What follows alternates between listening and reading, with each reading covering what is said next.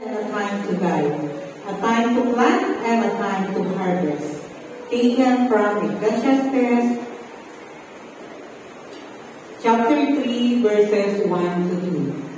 Today is the time that you will reap what you sow as you march toward the beginning of your success. Ladies and gentlemen, a pleasant afternoon. Welcome to Gospel Ventures School of Ministry, Philippines, first commencement exercises, held at Yoke with Christ Fellowship Church, Teresa Rizal, December 15, 2024, with the theme, Go, Proclaim the Gospel of Jesus Christ, Romans 1:16. And to begin with, let us witness the entrance of the caller, followed by the processions of the faculty, graduates, and parents.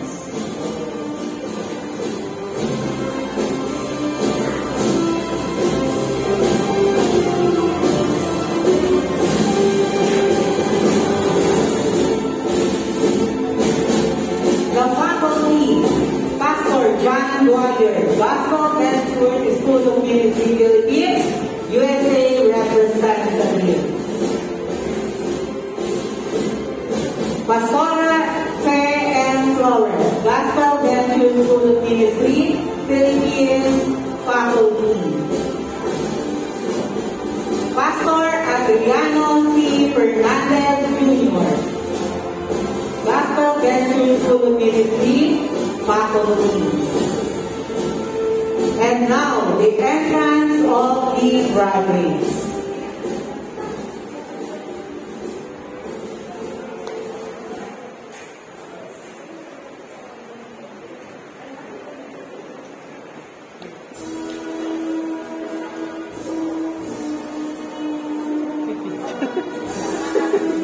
Sino ba nagpipicture?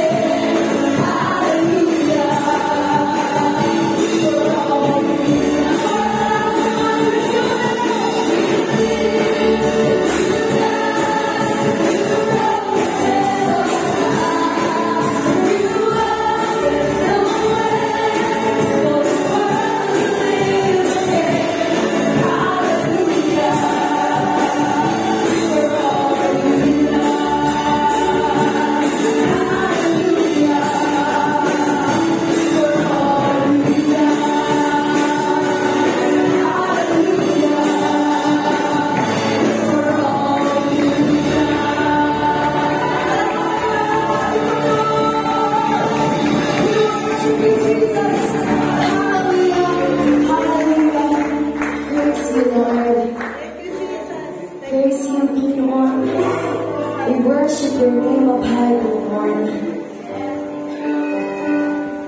We continue, O God, to give you the highest praise and worship, O God. Dahil, Panginoon, deserve mo ang pinakamataas na mamulit pagsaya. Praise you, Lord.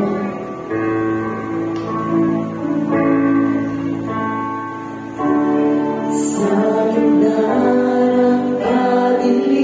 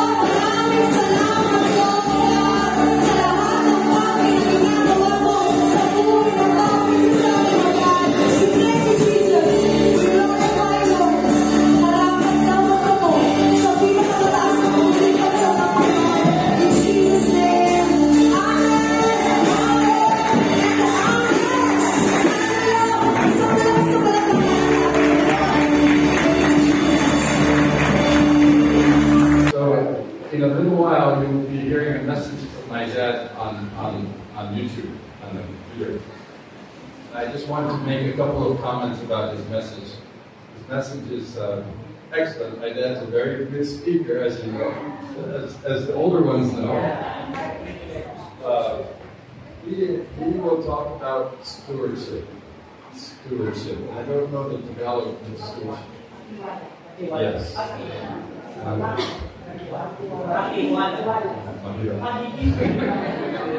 Too difficult. And he will emphasize 4 things to be good stewards for. Everyone's time, including us, time management, everyone. Our talents. What talent do we have? What talent do we have? Everyone has talents. Our treasures. Some have more treasures than others, but we all have some treasures.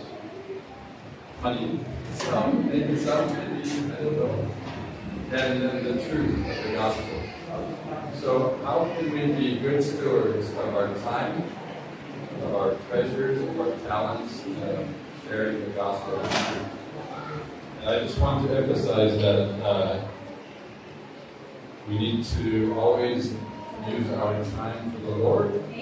Yes. No wasting time, I hope. Today it's so easy to waste time, right, in social media or the computer. But we need to be thinking about how we can use our time for the Lord. And how we can use our talents for the Lord. Maybe it's singing, maybe it's music, maybe it's speaking or teaching. But everyone has talents. Everyone has talents. And some are younger, some are older, but everyone has talents. Okay? How we can use those for the Lord. And then our treasures, using our money wisely, giving joyfully unto the Lord. Okay? Sometimes it's difficult to give joyfully. And then the truth, sharing the gospel. Romans 1:16. Right? Romans 1:16, sharing the gospel. Romans 1:16 says, in Tagalog, For I am not ashamed of the gospel of Christ, for it is the power of God and the salvation to everyone that believes, to the Jew first and also to the Greeks. Amen? Amen. So one more time, therefore my dear brothers and sisters, stand firm. Stand firm. Always give yourselves fully to the work of the Lord. Time, talents, treasures, truth. Because you know that your labor or your work in the Lord is not in vain. God will bless you. God will bless you. May abundant fruit come from all of you here from this graduation. Pastor John Dwyer, Gospel Ventures School of Ministry, USA Representative. Pastora Fer M. Flores, Gospel Ventures School of Ministry, Philippines Representative and my faculty, and Pastor Adriano C. Fernandez, Gospel Ventures School of Ministry Senior Pastor of Unity of Christ Fellowship and also a faculty.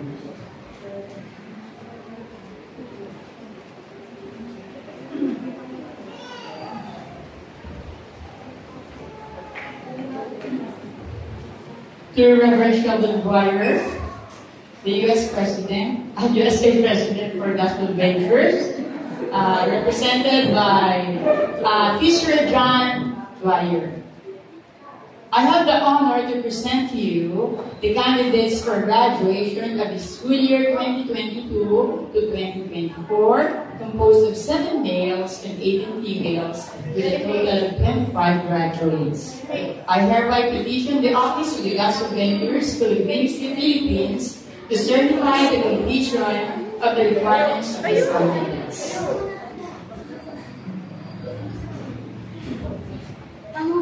By the authority vested in me as the representative of Reverend Sheldon Dwyer, Gospel Ventures School of Ministry, USA President, and having been presented by the registrar and duly certified by her that you have completed the basic requirements prescribed by the Gospel Lecture School of Ministry. I now confirm you graduates for the school year 2022 to 2024. Distribution of certificates. Building on the Rock. Tinukan.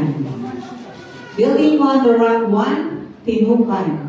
Maria May D.P. Absalom.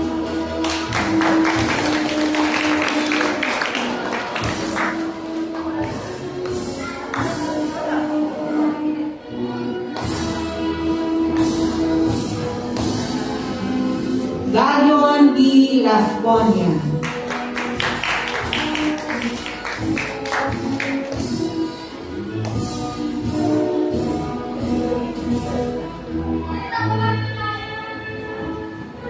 Leia Rose A. Lasconia.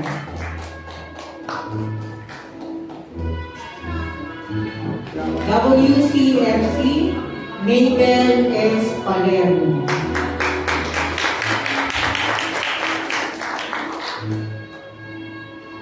Building on the Rock 1 and 2, Ramon P. Casas.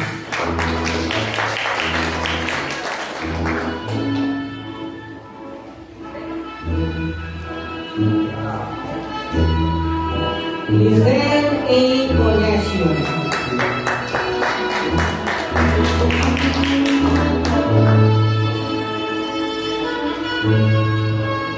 Building on the Rock 2 and 3, Laika R.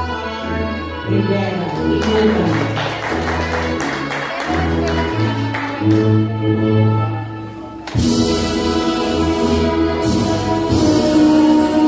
Building on the Rock 1, 2, 3, Tinukan, Noemi C. Absalom.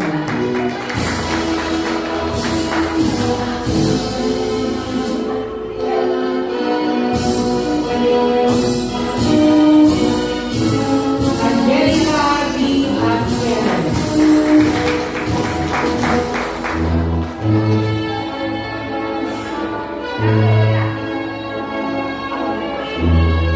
WCFC, Gerdesia A. Coholio.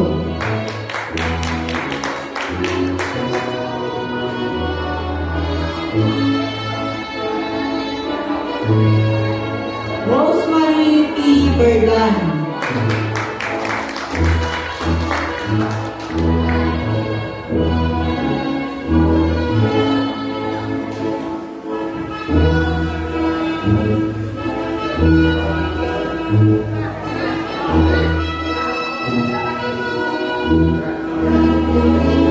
Building on the Rock 4, Maria Renaline P. Ortan.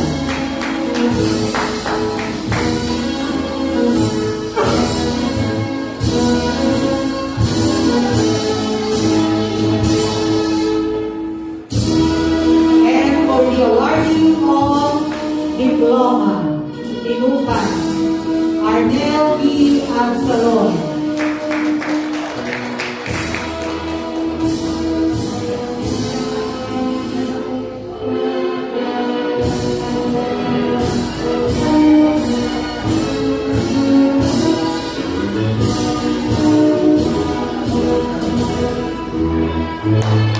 Grace P. Absalom.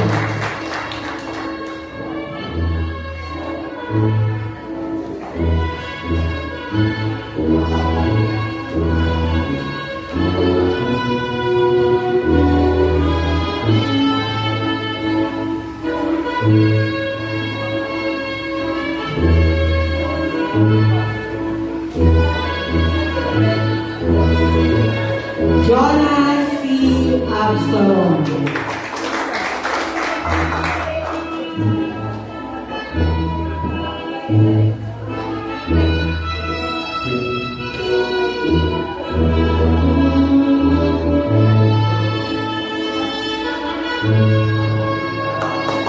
Olivia B. Absalom.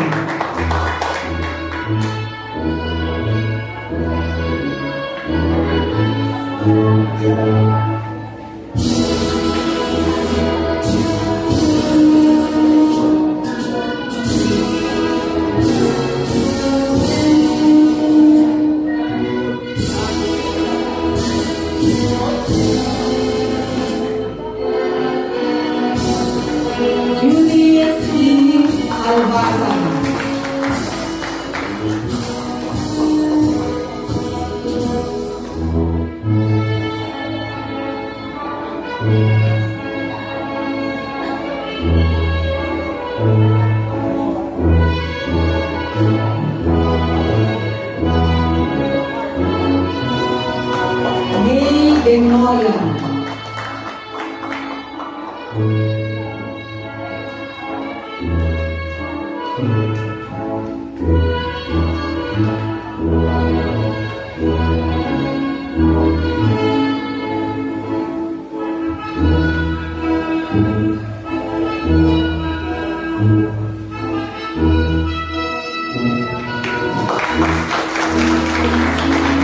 DCR Orphan.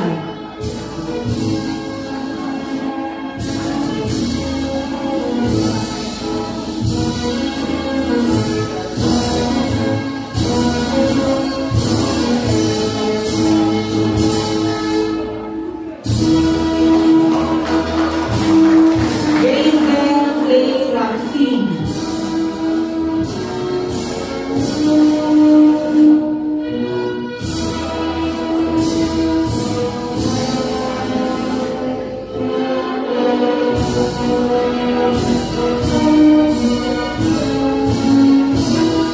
For WCFC, Marietta L. Cruz.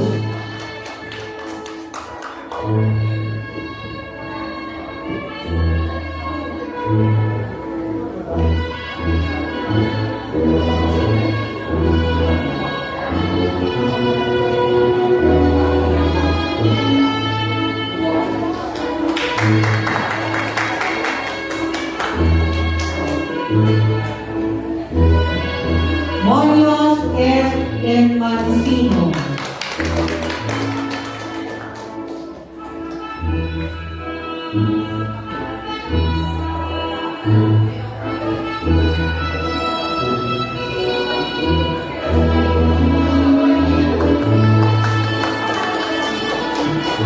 Enrico J. Erandio.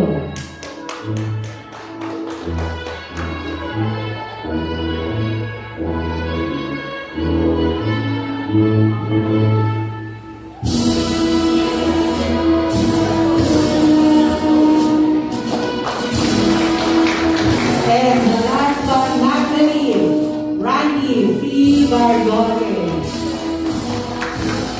He is also commended for having the perfect Thailand gun.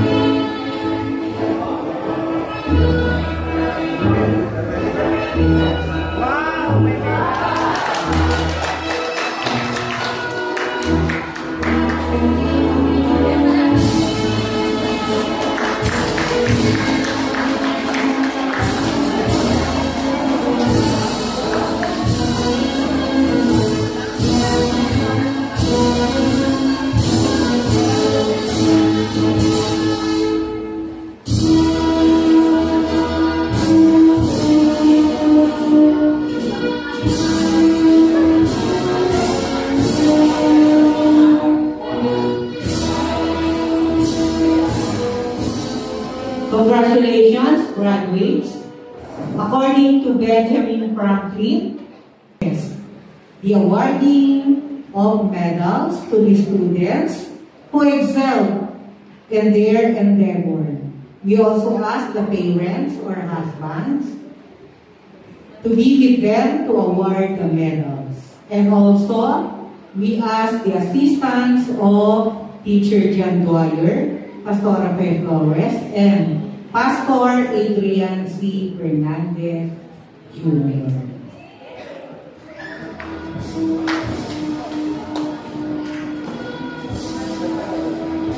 First honorable mention, we have Judith E. Albacete.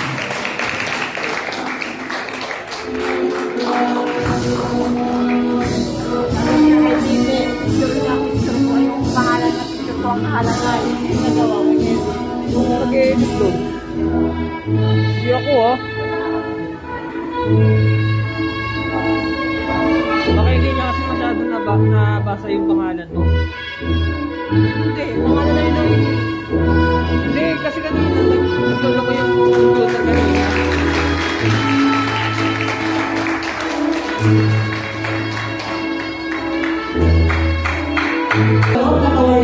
Gay Benoya.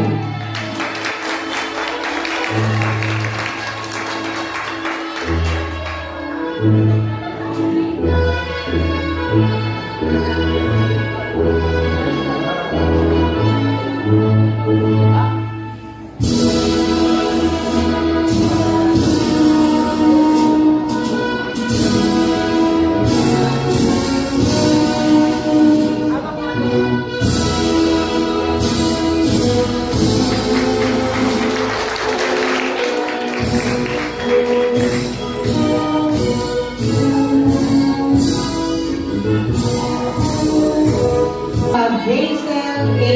Rafi, valedictorian. Magkapatid yan! Magkapatid yan!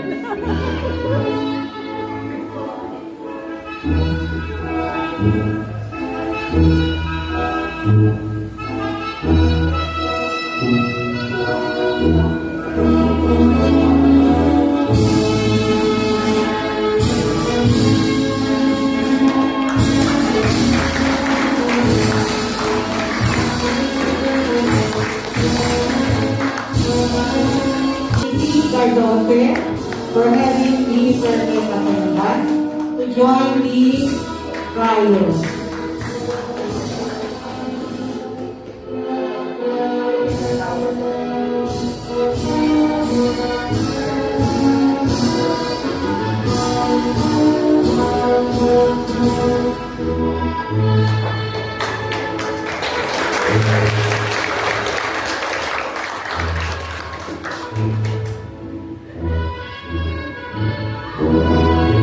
Thank you very much. Pumuli po sa Diyos sa kataas-tahasan sa gabi nito.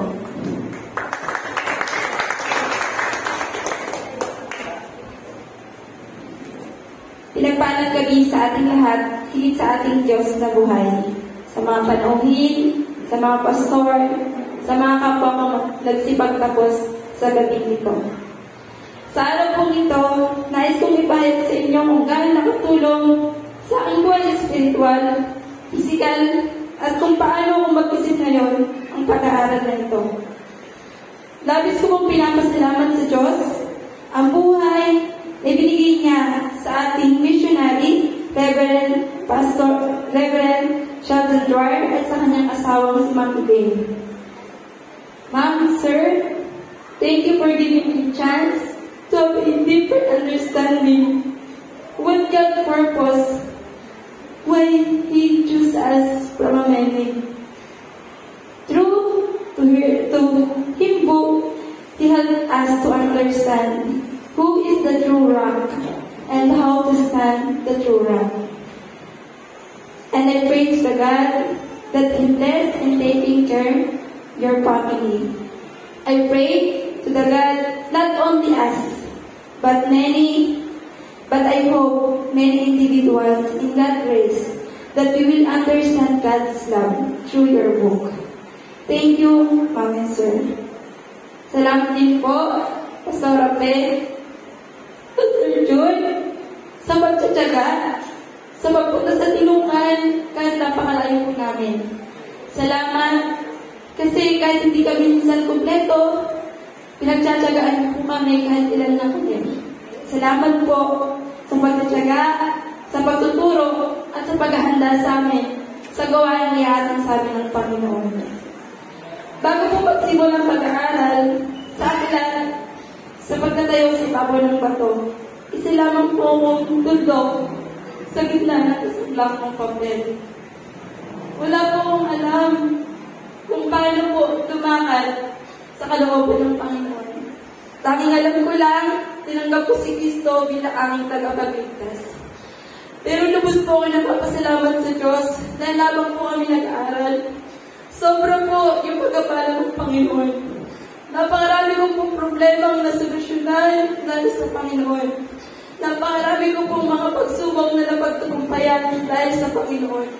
Dahil po yung pag-aaral namin sa Bible School, hindi po siya biro. Dahil doon, hindi ka man prepared, pero inihahanda ka ng Panginoon dun sa task na meron ka.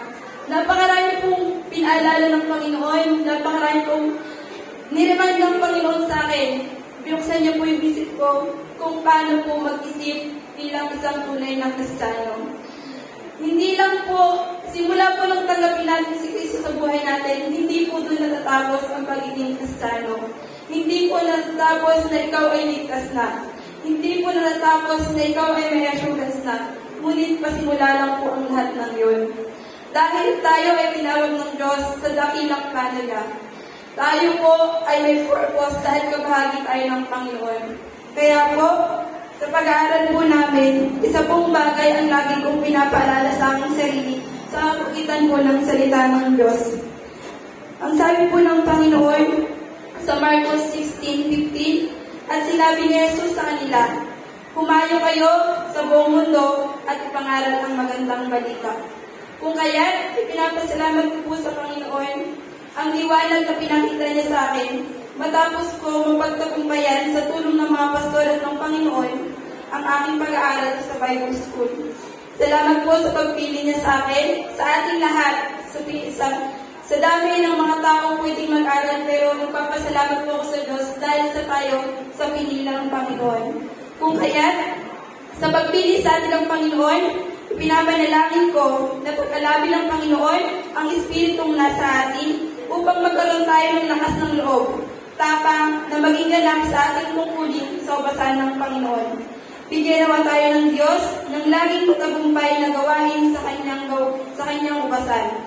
At sa ikaluluhati ng ating Panginoon ay gumawa tayo ayon sa kanyang kalooban.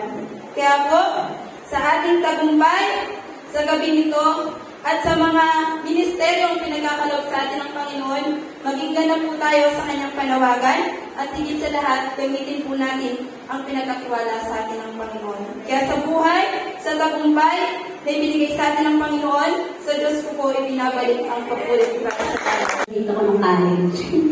Ayan.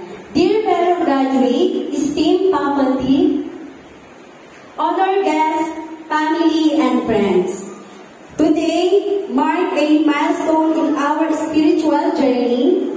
We stand before you, equipped with the Word, empowered by the Spirit, and eager to serve. We thank God for guiding us through this journey. To our teacher, Pastor Beth and Pastor June, maraming salamat po sa inyo. Nakita po namin yung dedication nyo kung paano nyo tinawid ang ilog, kung paano kayo nag-aalala kapag tuwing umuulan. Kayo po yung dahilan kung bakit andito kami, gumagraduate sa biyaya ng Panginoon. Maraming salamat po. Guest speaker, Pastor John Dwyer, and to his family, I want to say thank you po. Kasi kung hindi rin po dahil sa kanila, hindi po tayo lalago sa biyaya ng Panginoon. And stop.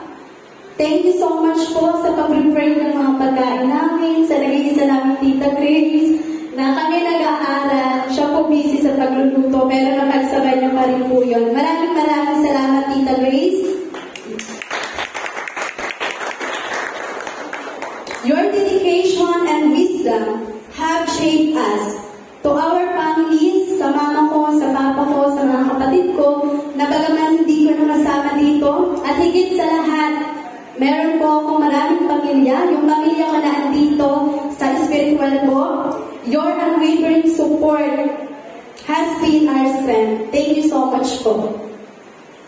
Our time here has transformed us.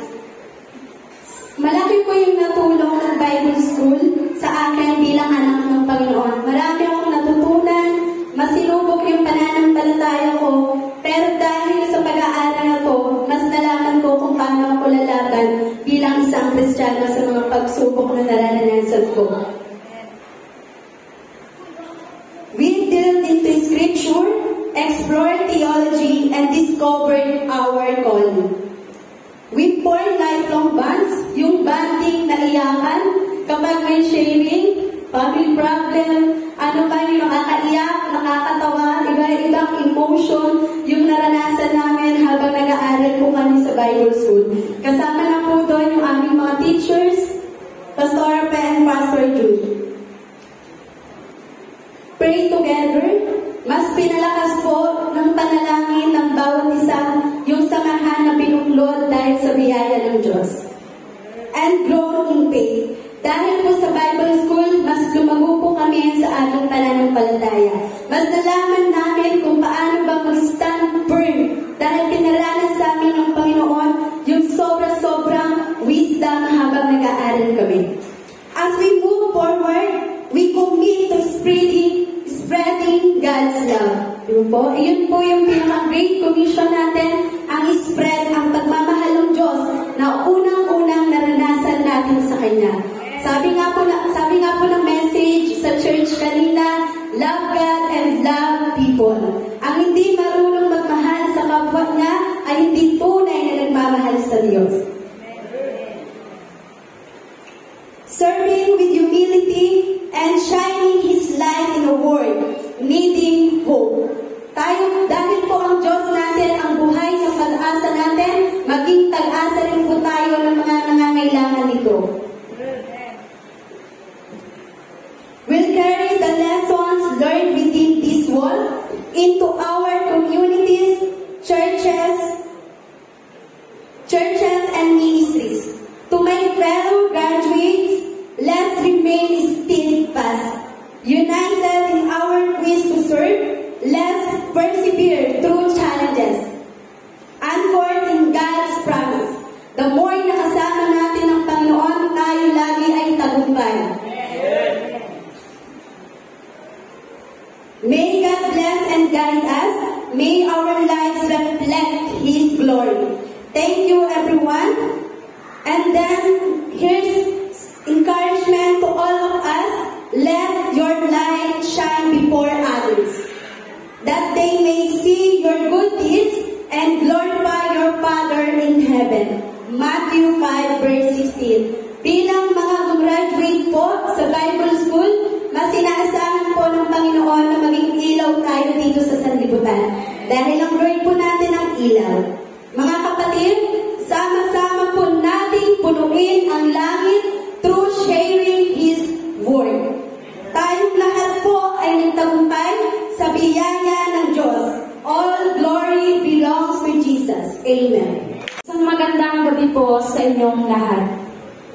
Sa ating pong mga mahal sa buhay, mga guro, Pastora Pe, mga po, Pastor June Fernandez, at Reverend John Dwyer, mga pastor at mga pastora, mga panauhin at higit sa lahat sa aking mga kapwa na nagsipagtapos, isang mainit na pagbati po. Isang malaking karangalan at pribilehiyo ang tumayo ngayon sa inyong harapan. Iginagagala ko po ito. Maraming salamat po. Hindi ko po maitatanggi ang kaba na aking nararamdaman. Ngunit mas malakas ang pasasalamat sa pagkakataong ito upang ibahagi ang aking karanasan at sa loobin ng sa aking pagkaaral sa Bible School.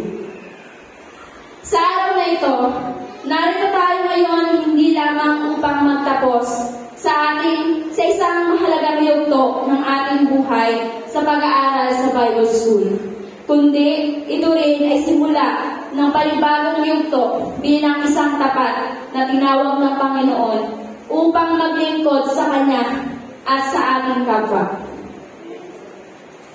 Yugto na puno ng mga aral, hamon at mga pagsubok. Mga hamon na magtuturo sa atin kung paano tayo magiging matatag sa ating pananampalataya. Mga hamon na magpapaalala sa atin kung paano kabuti, katapat at kadakila ang pag-ibig ng Diyos sa bawat isa sa atin. Sa loob ng 2 taon na ating paglalakbay sa Bible School, marami tayong na-realize at natutunan. Hindi lamang tayo nag-aral ng mga salita ng Diyos, nagkaroon din tayo ng pagkakataong lumago sa pananampalataya, magbahagi ng mga karanasan at mag-ibigay bilang isang pamilya para kay Kristo. Naalala ko pa noong unang araw ng ating paglalakbay sa Bible School, marami sa atin ang nag-aalinlangan, nahihiya, nagtatanong, at nagnanais na lumihis sa daan kung saan tayo tinawag ng Panginoon o hindi na magpatuloy. Ngunit ipinaalala ng buhay ni Jonas na hindi tayo makakatakas sa tawag ng Panginoon. Ilalagay ka ng Panginoon kung saan ka niya tinawag. Isang testimonya po, ang karanasan ko nung nagsisimula pa lamang tayong nag-aaral. Naalala ko noon na kahit simpleng verse, hindi ko po may paliwanag. At hindi po ako makapag-present sa harapan kasi dahil sa takot at sa kaba.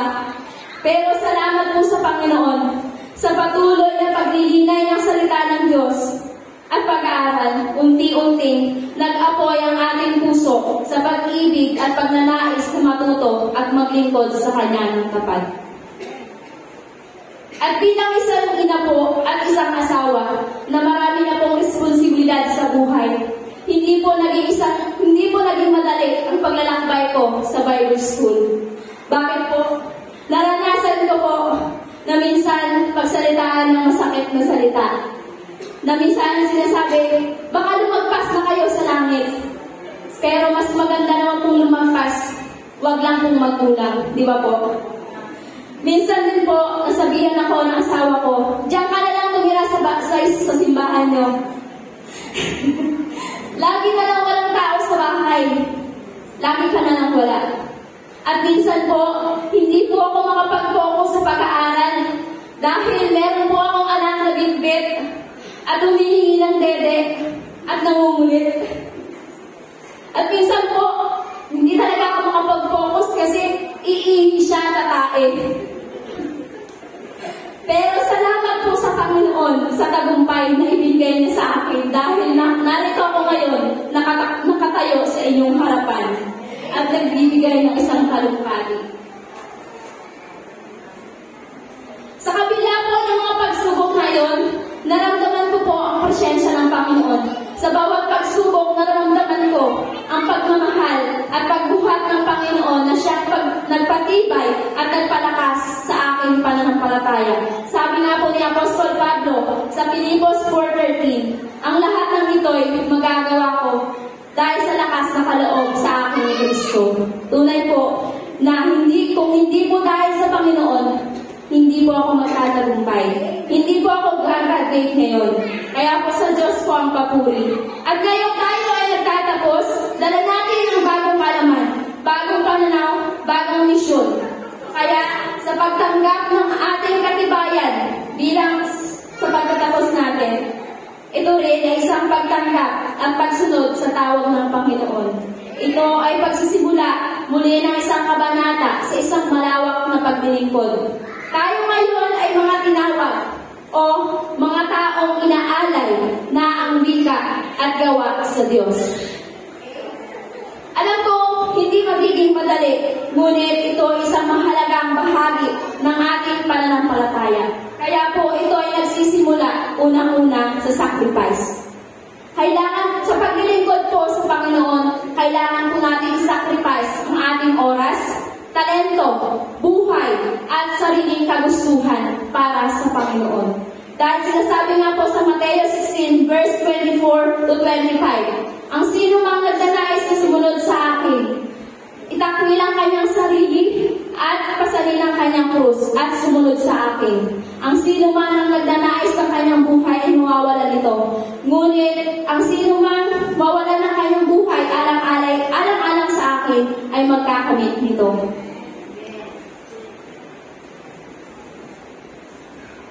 Sunod po, Bilang isang lingkod ng Panginoon, dapat meron din tayong empathy. Pag-unawa sa pangangailangan at nararamdaman ng iba. Ialay mo ang sarili sa kanilang, ilagay mo ang iyong sarili sa kanilang kalagayan. Kung paano tayo inibig at tinignan ng Panginoon, ganun din tayo sa kanila. Sabi nga po dun sa aming team, love God, love people. Pumunta rito ang Panginoon sa sanlibutan upang maglingkod, hindi para paglingkuran. Ganon din po tayo bilang isang tinawag ng Panginoon. Hindi po tayo magyayabang na, tapos ako ng Bible School, meron ng title holder ako. Kundi, ipakita po natin sa Panginoon, sa kanila kung gaano kadakila ang pag-ibig ng Diyos sa pamamagitan ng ating paglilingkod. Sabi nga po, mahalin mo ang kapwa gaya ng iyong sarili. Sunod po, responsibility. Bilang isang lingkod ng Panginoon, responsible tayo dapat sa salita at sa gawa, lalo na sa ating tungkulin at sa ating pinaglilingkuran. Ang responsibilidad ay hindi pabigat, kundi oportunidad at pribilehiyo na mapaglingkuran ang ating Panginoon. Sunod, vision. Sa paglilingkod po natin sa Panginoon, dapat meron tayong pananaw na makalapit. Pananaw na magbibigay sa atin ng tamang direksyon, inspirasyon at tamang layunin. So, last po, excellence. Ang kahusayan sa ating mga gagawin. Ang Panginoon po ay hindi naghahanap sa atin ng perpektong gawa, kundi ang nais ng Panginoon, magsikap tayo na gawin ang lahat ng ating makakaya sa ikaluluwalhati ng kanyang pangalan. Dahil sinasabi po sa Colossians chapter 3 verse 23, ano man ang iyong gagawin, gawin nyo ito ng buong puso na parang sa Panginoon kayo naglilingkod. Amen po. Kaya po, sa pagsisimula ng ating bagong kabanata, ibaan po natin ang salitang sacrifice, empathy, responsibility, vision, at excellence. Patuloy po natin hanapin ang kanyang kalooban sa ating buhay. Lumabas tayo sa ating comfort zone upang abutin ang lahat ng tao. Sabi nga po sa ating gift, go proclaim the gospel of Jesus Christ. Romans chapter 1 verse 16. Tinawag po tayo ng Panginoon hindi para lang umupo sa simbahan, kundi tinawag po tayo ng Panginoon para ibahagi kung gaano ba kadakila, katapat ang pag-ibig ng Diyos sa bawat isa sa atin.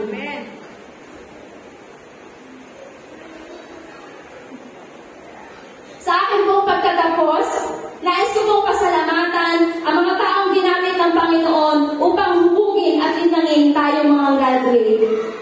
Pastor Rafi Flores at Pastor John Fernandez, maraming salamat po sa dedikasyon at sa pagmamahal sa amin na kahit gaano kalayo yung aming lugar. Salamat po sa pagtitigaan at pagpunta dun sa amin, kahit na may ilog, kahit na umuulan, hindi po kayo umasen para kami ay maturuan. Maraming salamat po sa pagtuturo sa amin ng libre.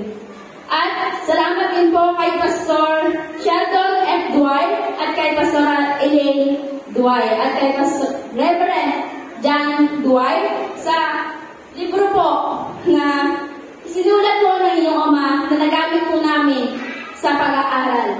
At salamat din po sa mga kapwa ko graduate, kay Tita Grace, kay Lula Upeng, kay Pastor Alan, sa encouragement. Ay, Pastor Arnel po pala, I'm sorry po, sa encouragement sa bawat araw ng ating pamamalagi sa pag-aaral sa Bible School.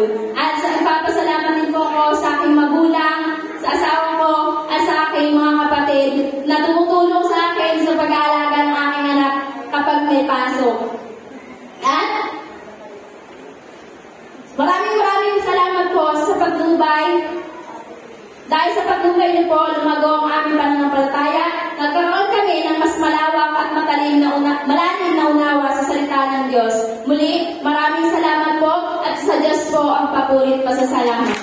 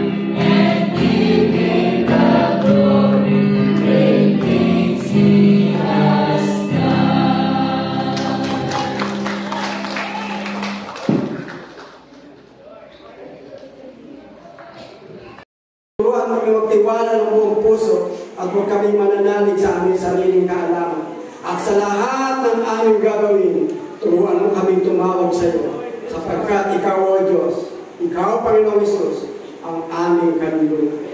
Ang biyaya ng ating Diyos, ang pagpapala at ang palaging pagliligtas sa ating Panginoon Kristo, ang sumaating nawa, ngayon at magpakailanman, sa pangalan ni Jesus, sa lahat ng magsabi na, Amen.